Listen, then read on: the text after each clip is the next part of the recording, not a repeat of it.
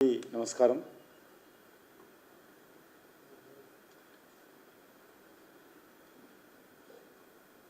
దేశంలో నరేంద్ర మోడీ గారి ప్రభుత్వము వ్యవసాయదారులకు రైతాంగానికి అండగా నిలబడ్డ విషయం మనకు తెలుసు. నిన్నటి రోజు ప్రధానమంత్రి కిసాన్ సన్మాన్ నిధి పేరు మీద రైతుల అకౌంట్లో కూడా మోడీ డబ్బులు జమ చేయడం జరిగింది. గత 6 సంవత్సరాలుగా ఒక్కరోజు కూడా ఆలస్యం కాకుండా అనుకున్నటువంటి నిర్ణయించుకున్నటువంటి తేదీల ఆధారంగా సంవత్సరానికి 3 సార్లు ప్రతి రైతు అకౌంట్లో కూడా డబ్బులు జమ చేస్తూ ఉన్నాం.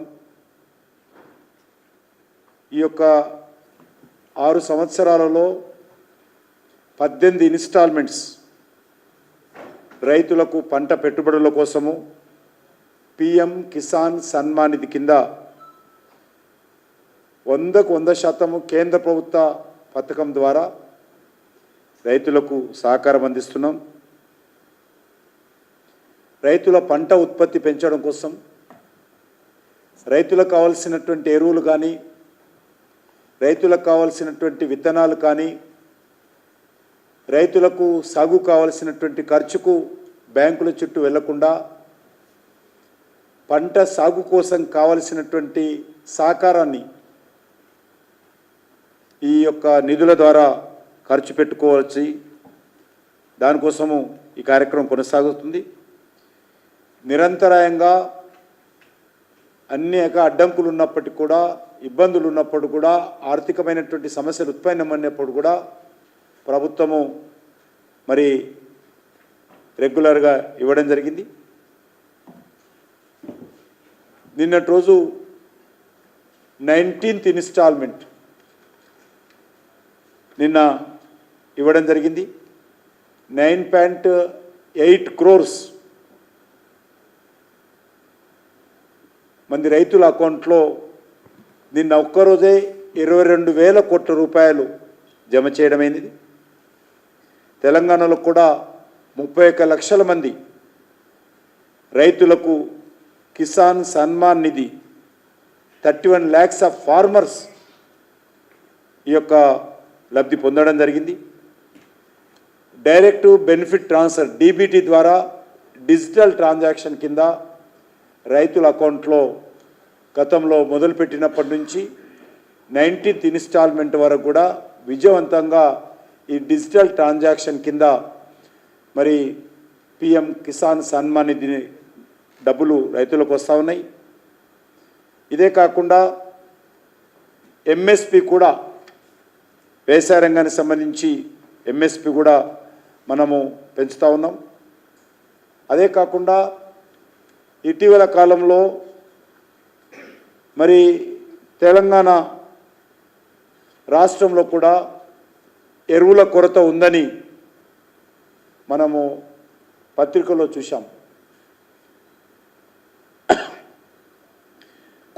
కొన్ని ప్రాంతాల్లో రైతులు లైన్లలో చెప్పులు పెట్టుకొని మరి రోజుల తరబడి ఎరువుల కోసం ఎదురు చూస్తున్నట్టు వార్తలు వచ్చాయి. దీనిపైన నేను వెంటనే మరి కేంద్ర ఫెర్టిలైజర్ మంత్రి అయినటువంటి జగత్ ప్రకాష్ నడ్డా గారితో మాట్లాడడం జరిగింది. నేను ఈ సందర్భంగా అనేక ప్రాంతాల్లో రైతులు ఎరువుల కోసం ఆందోళన చేస్తున్నటువంటి నేపథ్యంలో మరి వెంటనే కేంద్ర ప్రభుత్వ దృష్టికి తీసుకెళ్లాను. కేంద్ర ప్రభుత్వము చాలా స్పష్టంగా తెలంగాణకు రాష్ట్ర ప్రభుత్వం అడిగినటువంటి ఎరువుల కంటే ఎక్కువ కోటా మేము ఇప్పటికే విడుదల చేయడం జరిగింది. కాబట్టి ఎవరు కూడా ఆందోళన చెందాల్సినటువంటి అవసరం లేదు. అవసరమైనంత మేర ఎరువులు అందుబాటులో ఉన్నాయి. కానీ రాష్ట్ర ప్రభుత్వం అసమర్థత కారణంగానే కొంతమంది వ్యాపారస్తులు తెలంగాణలో కృత్రిమ కొరత సృష్టించేటువంటి ప్రయత్నం చేస్తూ ఉన్నారు. కాబట్టి ఈ యొక్క ఎరువులు ఎవరికి ఎంత కావాలన్నా ఎప్పుడు కావాలన్నా ఇచ్చేటువంటి బాధ్యత కేంద్ర ప్రభుత్వాన్ని చెప్పి నడ్డా గారు చెప్పడం జరిగింది. వెంటనే నిన్న నేను చెప్పిన తర్వాత రాష్ట్ర ప్రభుత్వ అధికారులతో మాట్లాడడం జరిగింది. కొంతమంది అధికారులు సార్ మా రాష్ట్రంలో కొరత లేదు, మాకు కొరత ఉన్న విషయం కూడా తెలియదని చెప్పి నిర్లక్ష్యంగా జవాబు చెప్పిన విషయాన్ని కూడా ఈ సందర్భంగా మనం చేస్తున్నాను. గతంలో కాంగ్రెస్ నేతృత్వంలో యూపీ అధికారం ఉన్నప్పుడు మోడీ గారు ప్రధానమంత్రి కాకముందు దేశవ్యాప్తంగా రైతుల కొరత ఉండేది. ఈరోజు పెద్ద ఎత్తున యూరియాను బ్లాక్ మార్కెట్కు తరలించేవారు. కానీ నరేంద్ర మోడీ గారు అధికారంలోకి వచ్చిన తర్వాత బ్లాక్ మార్కెటింగ్ పైన ఉక్కు పాదం మోపి రైతులకు ఎరువులు అందుబాటులో ఉండే విధంగా, అదేవిధంగా దేశీయంగా, ఎందుకంటే యూరియా 90% గతంలో ఇంపోర్ట్ చేస్తున్న వాళ్ళం. ఈరోజు మన యొక్క డొమెస్టిక్ కంపెనీలను కూడా ప్రోత్సహించి ప్రభుత్వ పరంగా యూరియా కేంద్ర ప్రభుత్వము ప్రైవేట్ సెక్టార్లో కూడా ఉత్పత్తి చేసే విధంగా చర్యలు తీసుకోవడమైంది. మనకందరికీ తెలుసు, రామగుండంలో తెలంగాణలో కూడా ఒక పరిశ్రమను నరేంద్ర మోడీ గారే భూమి పూజ చేసి ఆ యొక్క ఫ్యాక్టరీని నిర్మాణం అయిన తర్వాత ఉత్పత్తిని కూడా ఆయనే స్వయంగా వచ్చి ప్రారంభించిన విషయాన్ని కూడా ఈ సందర్భంగా మనం చేస్తూ ఉన్నాను. దీనితో గత 10 సంవత్సరాలుగా దేశంలో ఎక్కడ కూడా ఎరువుల కొరత లేకుండా కేంద్ర ప్రభుత్వం చర్యలు తీసుకున్నది. పాత అలవాటు ప్రకారము ఈ రాష్ట్రంలో కాంగ్రెస్ పార్టీ అధికారంలో రాగానే మళ్ళీ కృత్రిమ కొరత సృష్టించి రైతులను ఇబ్బంది పెట్టేటువంటి ప్రయత్నము కాంగ్రెస్ ప్రభుత్వం చేస్తూ ఉంది. ఈరోజు తెలంగాణలో కావలసినటువంటి రైతులకు ఎరువులు కేంద్ర ప్రభుత్వం అందిస్తూ ఉంది. తెలంగాణ ప్రభుత్వ అంచనాల ప్రకారం 24-25 అంటే ఈ సంవత్సరంలో రబీ సీజన్కి సంబంధించి 9.8 lakhs మెట్రిక్ టన్నుల ఎరువుల అవసరం ఉంటుందని చెప్పి రాష్ట్రము కేంద్రము జాయింట్ మీటింగ్లో నిర్ణయించడం జరిగింది. తెలంగాణ అవసరాల కోసము కేంద్ర ప్రభుత్వము 9.8 lakhs మెట్రిక్ టన్నులు అవసరం ఉంటుందని తెలిసిన తర్వాత సుమారు 10 లక్షల మెట్రిక్ టన్నుల యూరియా అడ్వాన్స్గా కేంద్ర ప్రభుత్వము రాష్ట్రానికి పంపించడం జరిగింది. అంటే రాష్ట్రం అడిగిన దానికంటే అదనంగా ఈ యొక్క తెలంగాణ రాష్ట్రానికి కేటాయింపులు ఇచ్చాం. 10.02 మెట్రిక్ టన్స్ 1 అక్టోబర్ 2024 నుంచి 22 ఫిబ్రవరి 2025 వరకు, అంటే 2 రోజుల క్రితం వరకు కూడా మరి తెలంగాణలో యూరియా అందుబాటులో ఉంది. గత ఏడాది పోలిసి చూసినట్లయితే ఈ సంవత్సరము 27.35% యూరియా అత్యధికంగా మరి కేంద్ర ప్రభుత్వం సరఫరా చేయడం జరిగింది. అదనంగా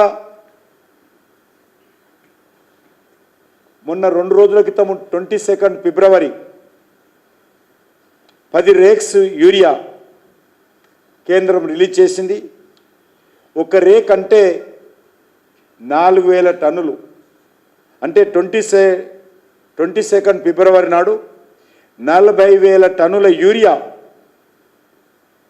కేంద్రం మళ్ళీ అదనంగా రాష్ట్ర ప్రభుత్వం అడిగిన దానికి అదనంగా పత్రికలో వస్తున్నటువంటి వార్తల కారణంగా, నేను మాట్లాడిన కారణంగా మరి 40,000 టన్నుల యూరియా రావడం జరిగింది.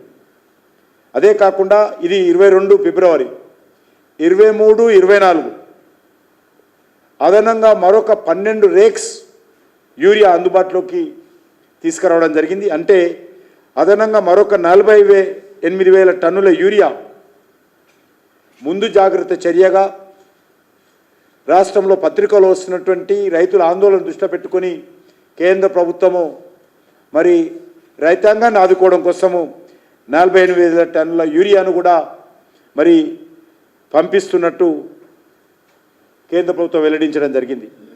అంటే రోజుకు ఆల్మోస్ట్ 3 డేస్లో ఎవ్రీడే 16,000 టన్నుల యూరియా తెలంగాణకు ట్రాన్స్పోర్ట్ చేస్తుంది కేంద్ర ప్రభుత్వం. ప్రస్తుతం రాష్ట్రంలో ఇంకా 1.22 లక్షల టన్నుల యూరియా స్టాక్స్లో ఉండడం జరిగింది. ఇది కాకుండా ఈరోజు మరి 6,000 టన్నులు కృష్ణపట్నం పోర్టు నుంచి ఆదిలాబాద్కు ఇతర జిల్లాలకు కూడా సప్లై చేయడం జరిగింది. అదే కాకుండా కాకినాడ పోర్టు నుంచి కూడా యూరియా తెలంగాణకు తీసుకురావడం కోసము ప్లానింగ్ చేయడం జరిగింది. ఓవరాల్గా దక్షిణాది రాష్ట్రాలతో పోల్చి చూస్తే తెలంగాణలో అత్యధికమైనటువంటి ఫెర్టిలైజర్ను తెలంగాణకు పంపించడం అయింది. కేంద్ర ప్రభుత్వము తెలంగాణ అవసరాలకు తగ్గట్టుగా ఎరువుల సరఫరా చేస్తూ ఉంది. యూరియాను రాష్ట్ర ప్రభుత్వ పరిధిలో ఇప్పటికే అందుబాటులో ఉంచినాం. ఎరువుల పంపిణీ చేయాల్సినటువంటి బాధ్యత స్టేట్ గవర్నమెంట్ది. ఏ జిల్లాలో ఏ రకమైనటువంటి పంటలు వేస్తూ ఉన్నారు, ఎంత యూరియా కావాలి, దాని రిక్వైర్మెంట్ ఎంత, ఏ రకంగా సరఫరా చేయాలి, దాన్ని మానిటరింగ్ చేయాల్సినటువంటి బాధ్యత రాష్ట్ర ప్రభుత్వాన్ని ఈ సందర్భంగా మనవి చేస్తున్నాను. కానీ తెలంగాణ రాష్ట్ర ప్రభుత్వము అందుబాటులో ఉన్నటువంటి ఎరువులను సమర్థవంతంగా రైతులకు ఇబ్బంది లేకుండా పంపిణీ చేయాల్సినటువంటి బాధ్యత రాష్ట్ర ప్రభుత్వాన్ని ఈ సందర్భంగా మనవి చేస్తున్నాను. అందుకే తెలంగాణ ప్రభుత్వము ఆలోచించి అందుబాటులో ఉన్నటువంటి ఎరువులను సక్రమంగా పంపిణీ చేయాల్సిందిగా, రైతులు ఎదుర్కొంటున్నటువంటి ఇబ్బందులను దూరం చేయాల్సిందిగా కూడా నేను ఈ సందర్భంగా రాష్ట్ర ప్రభుత్వాన్ని కోరుతా ఉన్నాను. ఇది చాలా ముఖ్యమైనటువంటి అంశము. రైతులు వందలాది మంది ఈ యొక్క ఫెర్టిలైజర్స్ అవుట్లెట్స్ దగ్గర క్యూలో ఉండడం అనేటువంటిది చాలా దురదృష్టకరమని ఈ సందర్భంగా మనవి చేస్తా ఉన్నాను. మరి ఇదే కాకుండా ఈరోజు పట్టభద్రుల ఎన్నికలకు సంబంధించి ప్రచారం కొద్దిసేపట్లో ముగినున్నది. ఎన్నికల్లో భారతీయ జనతా పార్టీ మేము ఓటర్లను వ్యక్తిగతంగా కలిసేటువంటి కార్యక్రమానికే ఎక్కువ ప్రాధాన్యత ఇచ్చాం. నేను రాష్ట్ర అధ్యక్షుడిని, కేంద్ర మంత్రి అయినా కూడా 10 మంది 20 మంది ఉండేటువంటి ఓటర్ల దగ్గర కూడా వెళ్ళేటువంటి ప్రయత్నము మా పార్టీ కార్యకర్తలు రూపకల్పన చేస్తే నేను వెళ్ళాను. ఆ రకంగా మా పార్టీకి సంబంధించినటువంటి గౌరవ పార్లమెంటు సభ్యులు, శాసనసభ్యులు, రాష్ట్ర నాయకులందరూ కూడా క్రింది స్థాయిలో ఓటర్లను కలిసేటువంటి కార్యక్రమం చేపట్టాం. వ్యక్తిగతంగా మాట్లాడేటువంటి ప్రయత్నం చేపట్టాం. 20 మంది, 30 మంది, 40 మంది, 100 మంది, 200 మంది గెట్ టుగెదర్ మీటింగ్స్ కూడా పెట్టేటువంటి ప్రయత్నం చేయడం జరిగింది. పెద్ద మీటింగులు పెట్టి రాజకీయ ఉపన్యాసాలు ఇవ్వలేదు.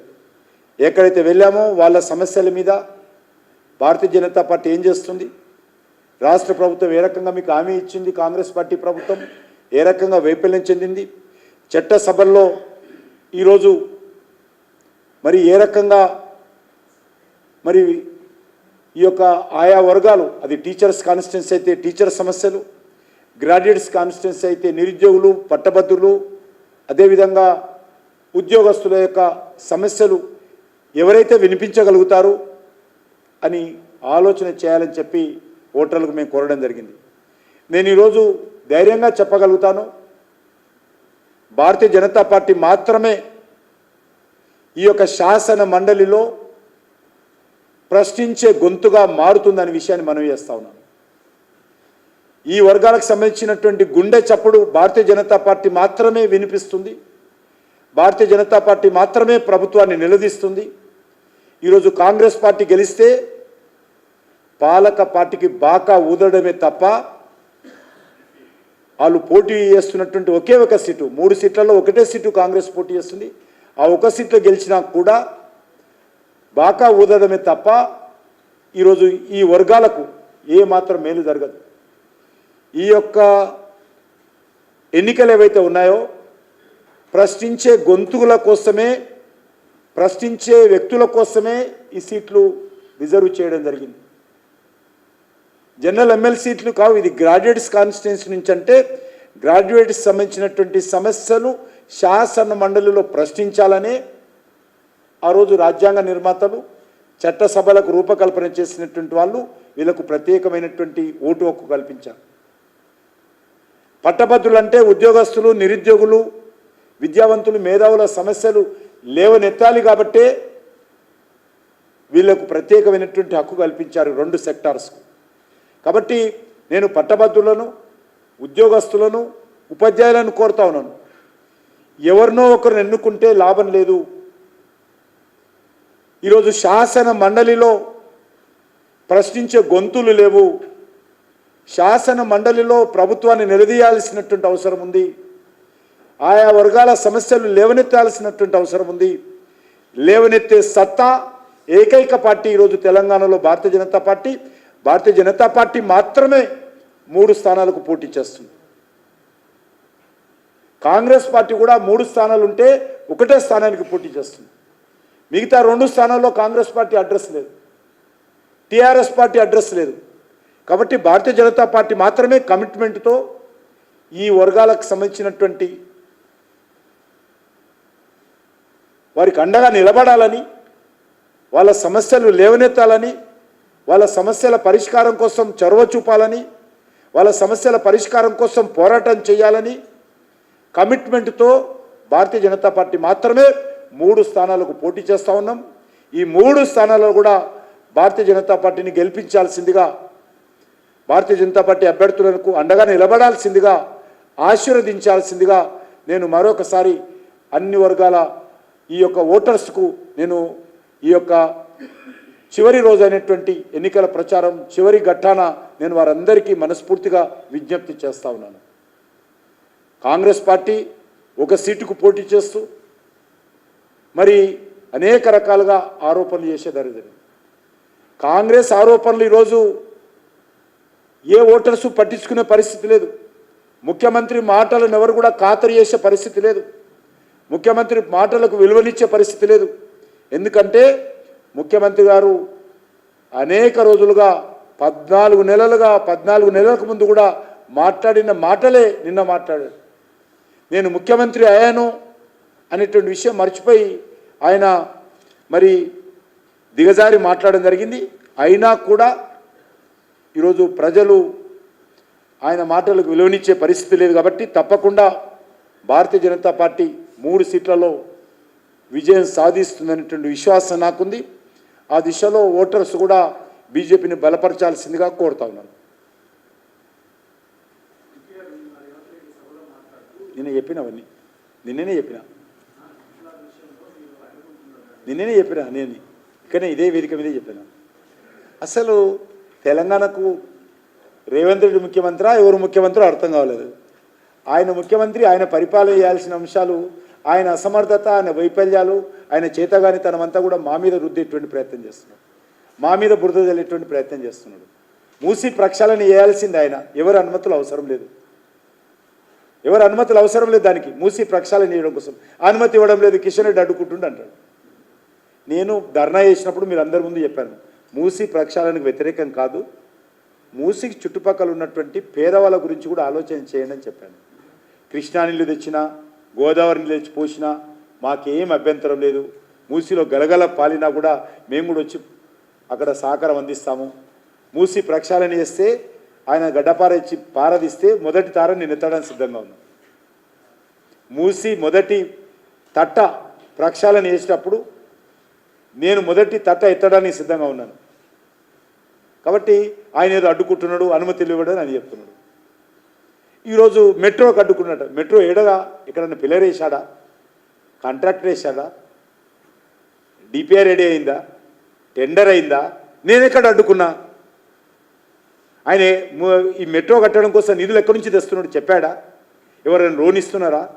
అదేది చెప్పకుండా కిషన్ రెడ్డి అడ్డుకుంటున్న మెట్రోకు ప్రధానమంత్రి మేము అడ్డుకునే అధికారం మాకెక్కడుతుంది? నువ్వు చేసుకో, మేమేం అడ్డుకోం. ఆయన మెట్రో నిర్మాణం చేస్తే కేంద్ర ప్రభుత్వం అడ్డుకునే సమస్య లేదు, కిషన్ రెడ్డి అడ్డుకునే సమస్యనే ఉత్పన్నం కాదు. ఏది తోస్తే అది మాట్లాడము, బురద చల్లడము, బట్టగాల్చి ముఖం మీద వేయడము అలవాటు అయిపోయింది. మెట్రో ఏ రకంగా ఎంత డబ్బు ఖర్చు అవుతుంది, ఎవరిస్తున్నారు, ఏ రకంగా చేయబోతున్నారు చెప్పారా తెలంగాణ ప్రజలకు ఏమైనా? నేను అడ్డుకునేటువంటి ప్రశ్న ఎక్కడి నుంచి ఉత్పన్నమవుతుంది? ఏదో ప్రాజెక్టు, ఇరిగేషన్ ప్రాజెక్టు నేను అడ్డుకుంటున్నట. ఎట్లా అడ్డుకుంటున్నా అక్కడ తడగలే. రాష్ట్ర ప్రభుత్వం ప్రాజెక్టు నిర్మాణం చేస్తే మేము అడ్డుకోవాల్సిన అవసరం లేదు. కాబట్టి లేనిపోని ఆరోపణలు చేసి ముఖ్యమంత్రి స్థాయికి తగని దిగజారి మాట్లాడి భారతీయ జనతా పార్టీని నన్ను బండి సంజయ్ను ప్రధానమంత్రి గారిని విమర్శించినంత మాత్రాన ఈరోజు కేంద్రంలో ఉన్నటువంటి కాంగ్రెస్ పార్టీ నాయకుల మెప్పు పొందాలనేటువంటి ప్రయత్నం. ఇవన్నీ వీడియోలు తీసుకొని చూపిస్తాడు. మోడీ గారిని తిట్టాను, కేంద్ర మంత్రులను తిట్టాను, నేను తిడుతున్నాను అని రాహుల్ గాంధీ గారి దగ్గర మెప్పు కోసం తిడుతున్నాను.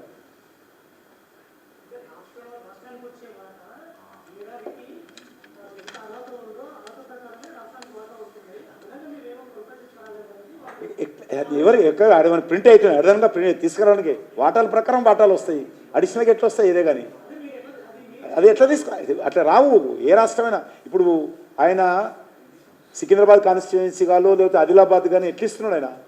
అన్ని జిల్లాలకు ఎట్లా ఇస్తున్నాడు ఆయన? అట్లా ఇస్తాడు. ఈరోజు ఎక్కడ లేని విధంగా రీజనల్ రింగ్ రోడ్ శాంక్షన్ చేయించిన ఆయన ముఖ్యమంత్రి కూడా లేడు.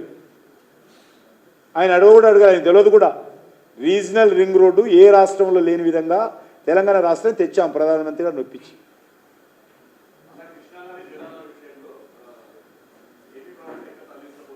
మరి ఈయన ఏం చేస్తున్నాడు? ముఖ్యమంత్రి ఆయనే కదా.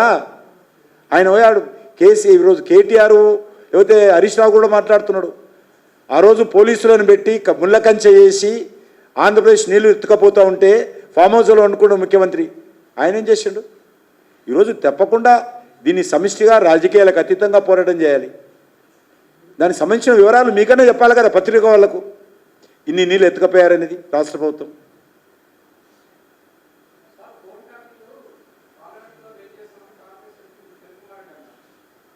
ఫోన్ ట్యాపింగ్ కేసు ఎవరు చేయాలయ్యా? ఎవరు చేయాలి? ఎవరు హోంమంత్రి ఇక్కడ? ఎవరు ముఖ్యమంత్రి? మేము పదే పదే చెప్తున్నాం మీ చేత కాదు సిబిఐకి ఇవ్వండి అని. మేము హైకోర్టుకి వెళ్ళి కేసు వేసాం, పార్టీ తరఫున వేసాం, బీజేపీ తరఫున రాష్ట్ర హైకోర్టులో ఫోన్ ట్యాపింగ్ కేసులో సిబిఐకి ఇవ్వాలని అడిగాము. ఆయన ఇవ్వమని చెప్పి ఆయన దర్యాప్తు చేస్తున్నారు. హోమ్ మినిస్టర్ ఆయన, స్పెషల్ సెట్ పెట్టింది ఆయన, దర్యాప్తు చేయాల్సింది ఆయన. మేము అడ్డుకుంటున్నాము, మేము ఏం చేయలేకపోతున్నాం. ఈ ఆరోపణలు వచ్చినటువంటి వాళ్ళు ప్రభాకర్ రావు గారు కానీ శ్రావణ్ రావు గారిని ఎవరు ప్రభుత్వంలో ఇతర దేశాలకు వెళ్ళారు? ఈయన ముఖ్యమంత్రి అయిన తర్వాతనే పోయారు కదా. ఈరోజు విదేశాల నుంచి తీసుకురావాలంటే ఎట్లా తీసుకొస్తారు? ఆయన ఉన్నాడు కదా బండి సంజయ్ గారిని, ఆయన కేంద్ర మంత్రి అనేది తెలియకపోతే ఐఏఎస్ ఆఫీసర్ని పెట్టుకొని వివరాలు తెలుసుకోవచ్చు అన్నాడు కదా. ఈయన కూడా తెలుసుకోవాలి కదా. విదేశాల నుంచి తేవాలంటే ఎవరైనా వ్యక్తులను ఎట్లా తేవాలో ఈయన కూడా ఒక ఐపీఎస్ ఆఫీసర్ను అడ్వకేట్ని అడుగునే చెప్తాడు ముఖ్యమంత్రి. అది కూడా అడగడు ఆయన. తేలేదు కేంద్ర ప్రభుత్వం, తేలేదు అంటే దానికి నియమ నిబంధనలు ఉంటాయి. ఇతర దేశాల నుంచి అమెరికా నుంచి తేవాలంటే ఎంత కష్టమో 1996లో బాంబేలో జరిగినటువంటి బాంబు పేలుళ్ల కేసులో 99లో జరిగినటువంటి కేసులో నేరారోపణ ఎదుర్కొంటున్నటువంటి వాళ్ళు ఎంత పోరాటం చేస్తే అనేక సంవత్సరాల తర్వాత అమెరికా కోర్టు అనుమతి ఇచ్చింది ఇప్పుడు భారతదేశం తీసుకురావడం కోసం. కాబట్టి అది ఏదీ తెలుసుకోకుండా మోడీ గారు ఏమైనా విమానాలు పోయి ఎక్కడుండో చూసుకొని అని తీసుకొని విమానాలు వేసుకొని వస్తాడా? ఒక ముఖ్యమంత్రి స్థాయి వ్యక్తి దుందుడుకు విధానంతో అవగాహన లేకుండా, పరిపాలన అవగాహన లేకుండా తెలంగాణ ఇంకా నష్టపోయింది. ఇంకా ఈ రకమైనటువంటి మాటలతో ఇంకా నవలోపాలు చేయకూడదు. మేము చెప్తున్నాం కదా, ఖచ్చితంగా సిబిఐకి ఇస్తే దాన్ని తేల్చేసే బాధ్యత మాది. ఏం చెప్పాడు?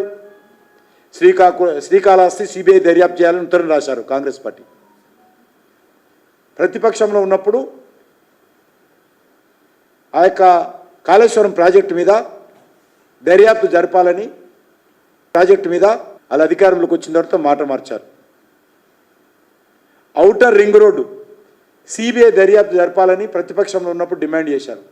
కాంట్రాక్ట్ మీద అధికారంలోకి వచ్చిన కూడా మాట మార్చారు. ఫోన్ ట్యాపింగ్ విషయంలో సిబిఐ దర్యాప్తు జరపాలని డిమాండ్ చేశారు. అధికారంలోకి వచ్చిన తర్వాత మాట మార్చారు. పవర్ పర్చేస్ అగ్రిమెంట్ మీద సిబిఐ దర్యాప్తు జరపాలని డిమాండ్ చేశారు. అధికారంలోకి వచ్చిన తర్వాత మాట మార్చారు. ఈరోజు భూముల కుంభకోణం మీద దర్యాప్తు జరపాలని డిమాండ్ చేశారు. మేడిగడ్డ మీద మేడిగడ్డ మీద కూడా దర్యాప్తు జరగాలని డిమాండ్ చేశారు. అధికారంలోకి వచ్చిన తర్వాత మాట మార్చారు. కాబట్టి అధికారంలో ఆయన ఉండి, ముఖ్యమంత్రి ఆయన ఉండి, ఆయన చేయగాక వైఫల్యం చెంది జైల్లో అరెస్ట్ చేసినటువంటి వాళ్ళు కూడా బెయిల్ తీసుకొని బయటకు వస్తూ ఉంటే నోరెళ్ళబెట్టి చూస్తూ బీజేపీ మీద విమర్శిస్తాడు. ఎవరైతే కొంతమందిని అరెస్ట్ చేశారో వాళ్ళు స్పష్టంగా చెప్పారు, జడ్జిల మీద దర్యాప్తు ఫోన్ ట్యాపింగ్ జరిగింది, పారిశ్రామికవేత్తల ఫోన్ ట్యాప్ జరిగింది, రాజకీయ నాయకుల ఫోన్ ట్యాప్ జరిగింది, మీడియా అధినేతలు, తెలంగాణలో ఉన్నటువంటి మీడియా అధినేతల ఫోన్ ట్యాపింగ్ జరిగింది, భారతీయ జనతా పార్టీ నాయకుల ఫోన్ ట్యాపింగ్ జరిగింది, భారతీయ జనతా పార్టీ ఆఫీసులో పనిచేసేటువంటి సిబ్బంది ఫోన్ ట్యాపింగ్ జరిగింది, సినిమా యాక్టర్ల ఫోన్ ట్యాపింగ్ జరిగింది, భార్యాభర్తల మధ్యలో ఫోన్ ట్యాపింగ్ జరిగింది. ఇందులో ఫోన్ ట్యాపింగ్ జరిగిన తర్వాత బ్లాక్మెయిల్ చేసి డబ్బులు వసూలు చేశారని చెప్పి కూడా అరెస్ట్ అయిన వాళ్ళు చెప్పారు. కోర్టులో మీరు పెట్టారు ఇవన్నీ కూడా. మరి ఎందుకు బెయిల్ వస్తుంది వాళ్ళకు? ఎవరు చేశారో, ఎవరు ఆదేశాలతో చేశారో కూడా చెప్పారు. అయినా కూడా మీరు చేతులు ఎత్తేసి ఈరోజు కేంద్ర ప్రభుత్వము విదేశాల నుంచి తీసుకురావడం లేదు అని చిన్నపిల్లలాగా మాట్లాడితే దీనికి జవాబు ఏమని చెప్పాలి? ఏ రకంగా చెప్పాలి? మీరు చేతనైతే దర్యాప్తు చేసి దోషులను శిక్షించండి, లేకపోతే సిబిఐకి ఇస్తే సిబిఐ చేస్తుంది. అది రేవంత్ రెడ్డి చెప్పాలి, నేను కాదు కదా. రేవంత్ రెడ్డి చెప్పాలా? రేవంత్ రెడ్డి ముఖ్యమంత్రి, ఆయన దగ్గర పోలీస్ వ్యవస్థ ఉంది, ఆయన సిట్టు దర్యాప్తు జరుగుతుంది. నేను సిబిఐ దర్యాప్తు చేస్తే నా ఫోన్ ట్యాపింగ్ అయిందా అని నేను చెప్తా.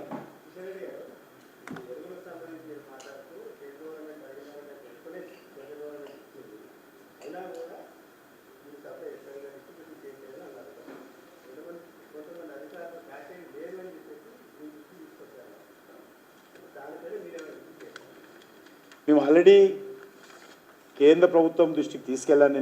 నిన్న నేను ఆదిలాబాద్లో ఉన్నప్పుడు ఈ విషయం నా దృష్టికి వచ్చింది. మొన్న నా దృష్టికి రైతులు చేస్తే వెంటనే నేను అక్కడి నుంచే నడ్డగారితో మాట్లాడాను, అధికారులతో మాట్లాడాను, చెప్పి ఇంకా ఎంత కావాలన్నా పంపడానికి సిద్ధంగా ఉన్నామని 22, 23, 24 ఈ రకంగా ఫస్ట్ ఫేజ్లో 40,000 టన్నులు, 23, 24లో 48,000 టన్నుల యూరియా ట్రాన్స్పోర్ట్లో పంపడం జరుగుతూ ఉంది. దీనిపైన రాష్ట్ర ప్రభుత్వ పరిధిలో అంశము. మేము ఈ రాష్ట్రాన్ని పంపిస్తాము. దీన్ని సక్రమంగా అన్ని జిల్లాలకు, అన్ని ప్రాంతాలకు, అన్ని వర్గాల రైతులకు అందుబాటులో పంపించాల్సినటువంటి బాధ్యత రాష్ట్ర ప్రభుత్వంది. రాష్ట్ర ప్రభుత్వం పంపించాలని కోరుతాము.